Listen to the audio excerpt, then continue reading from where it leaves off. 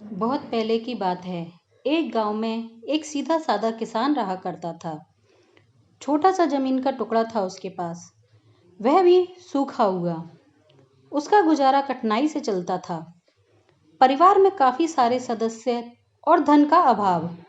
जीवन से ऊबा हुआ और कर्जे में डूबा हुआ था। दिन रात चिंता में घिरा रहता और प्रभु से प्रार्थना करता रहता। उसने अपने छोटे से खेत को हल से जोतकर बीजा था और अब डेले तोड़ रहा था। प्रभु की करनी वहां से एक जोगी गुजरा, हाथ में एक अजीब सी और जगह जगह से मुड़ी हुई लाठी जैसे सांप, गर्दन में लटका हुआ झोला, कमर पे घुटनों तक लिपटा हुआ कपड़ा और एक हाथ में कठौती। जोगी ने किसान के मिट्टी सने हाथों से पसीना बहते देखा। जोगी को देखकर किसान ने भी डेला तोड़ना बंद कर दिया और आश्चर्यचकित हो उसे टुकुर टुकुर देखने लगा। जोगी ने उसे अपने पास आने का संकेत दिया। किसान धीरे धीरे चलता हुआ उसके पास पहुंचा और बोला, कहिए महाराज। जोगी बोला, तुम्हारे पास चिलम है या नहीं? मैं चरस का सुट्टा लगाना चाहता हूँ। किसान को उसकी भाषा समझ में नहीं आई। जोगी को भी लगा कि इसे मेरी भाषा समझ में नहीं आई है, तो उसने इशारे से चिलम पीना और धुआं छोड़ना दिखा दिया। इशारे को अब वो किसान समझ गया कि जोगी हुक्का चाहता है। किसान संकेत करता हुआ जोगी को एक पेड़ के छाया तले ले गया और वहां उसे अपना मिट्टी का हुक्का दिखाया। उसने हुक्के में पास की बहती छोटी सी कुलिया को ताजा पानी से भरा और प्रेम से जोगी के सामने रख दिया। अलाव से एक मिट्टी के टूटे बर्तन के टुकड़े पर अंगारा ले आया। जोगी ये सब देख रहा था और उसे किसान की हालत पर बहुत तरस आ रहा था। वो उसके आतिथ्य देखकर प्रसन्न भी हो रहा था।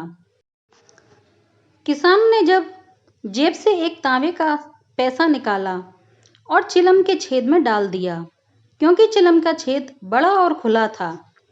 ये जंग लगा हुआ पैसा भी उसने अपने खेत के पास से ही पाया था। जोगी ने चरस की एक गोली निकाली और तंबाकू के साथ तथा कुछ और मिलाकर चिलम में भर दिया। चिलम पर दहकते अंगारे रखकर वह आकाश की ओर देखते हुए कश लगाने लगा। धुएं के बादल उठे और जोगी की आंखें दहकते अंगारों में बदल गईं। किसान से बोला कि आप गरीब हैं। किसान को इसका अर्थ समझ में नहीं आया, पर गरीब शब्द सुनकर उसने हाँ में सिर हिलाया। हाँ, गरीब हूं। इसी के साथ जोगी उठकर खड़ा हो गया, किसान को हाथ से सलाम किया और चलता बना। किसान ने उसे जाते हुए दूर तक देखा। फिर किसान ने चिलम खाली की। जंग लगा हुआ पैसा पहले तो लाल था, अब पीला यानी कि सोने जैसा हो गया था। तभी वहां से गांव का सुनार गुजरा। किसान ने सुनार से कहा, अरे उस्ताद जी, यहाँ आइए जरा, इसे देखिए। किसान ने यह मजाक में ही कहा था। सुनार, जिसका नाम अहमद था, किसान के पास आया और पूछा, कहिए। किसान ने पैसा दिखाया। अहमद सुनार बैठ गया, कसौटी जेब से निकाली और पैसे को पूरी तरह से देखा और कहा, ठीक है, शुद्ध है, इसे बेचना चाहते हो? जी हाँ, पैसे की आवश्यकता है। सुनार ने 111 रुपए निकाले और किसान को देने लगा। किसान हैरान हुआ और सुनार से कहा, अजी मजाक क्यों करते हो? मैं मजाक क्यों करूंगा? लो और 5 रुपए दे देता हूँ, बस इससे अधिक नहीं दूंगा। किसान को लगा कि सुनार मजाक कर रहा है। इस तांबे के पैसे का इतना मोल? जब सुनार 5 रुपए और देने लगा तो किसान ने बिस्मिल्लाह करके पैसे ले लिए। सुनार उठकर खड़ा हुआ और सोने का पैसा लेकर वहां से चला गया। किसान हैरान था कि जोगी ने इस तांबे के पैसे को सोने के सिक्के में कैसे बदल दिया। सारा काम छोड़कर वह जोगी की खोज में उसी दिशा में चला गया जिधर जोगी गया था। दिन ढलने से पहले उसने एक स्थान पर जोगी को लेटे नींद में मस्त पाया। उसे देखकर वह बड़ा खुश हुआ और उसके जागने का इंतजार करने लगा। जोगी किसान को देखकर बड़ा आश्चर्यचकित हुआ। किसान उसके चरण पकड़कर बैठ गया और बोला, मुझ पर कृपा कीजिए, मैं बहुत गरीब हूँ, और रोने लगा। जोगी को किसान पर दया आ गई। उसने कहा कि तुम्हें मेरे साथ 7 दिन रहना होगा। किसान तैयार हो गया। फिर जोगी ने किसान को सूखी लकड़ियां लाने और धुनी लगाने के लिए कहा, तो किसान ने तुरंत ही इस कार्य को कर दिया। जोगी ने भूमि में एक छेद बनाया। इस छेद में अपनी लाठी का निचला हिस्सा घुसेड़ दिया और अगले भाग पर अपना माथा टेककर साधना करने लगा। किसान धूनी में लकड़ियां डालता गया, अपने लिए थोड़ा बहुत कुछ न कुछ बनाता, और दिन ऐसे ही कटते रहे।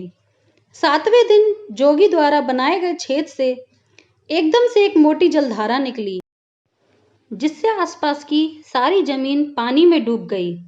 किसान ये देखकर बहुत दूर भाग गया और चकित होकर उसे देखने लगा। ये क्या माजरा है? फिर सारा पानी गायब हो गया और जोगी ने किसान को इशारे से अपने पास बुलाया। वो जोगी के पास आया।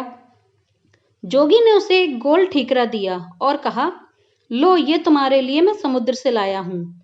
इसे घर में किसी संदूक में रखना, तुम मालामाल हो जाओगे। एक बात का ध्यान रखना, इसे खोना नहीं।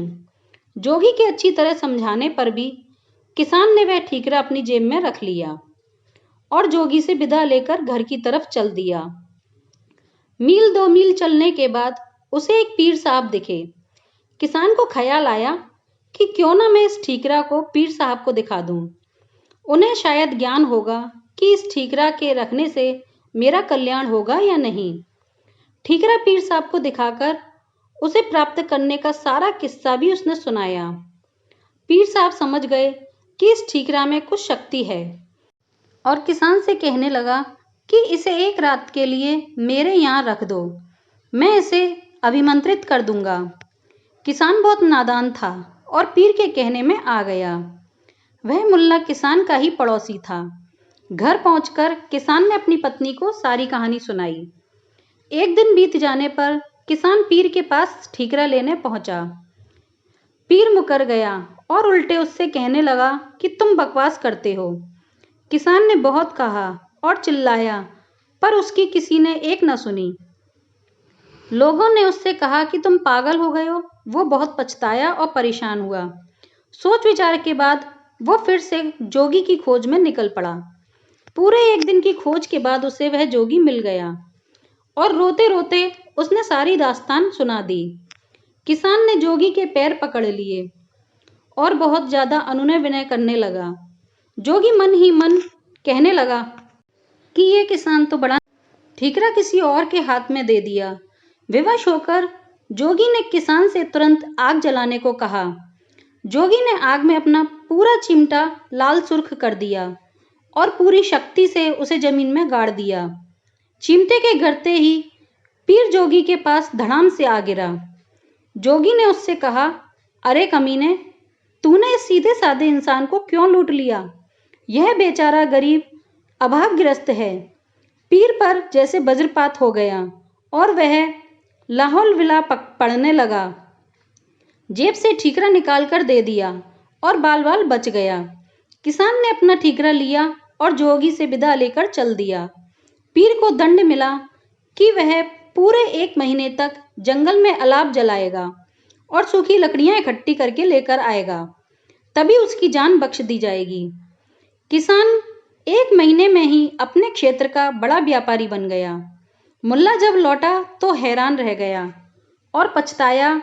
वह किसी को मुंह दिखाने लायक नहीं रहा था।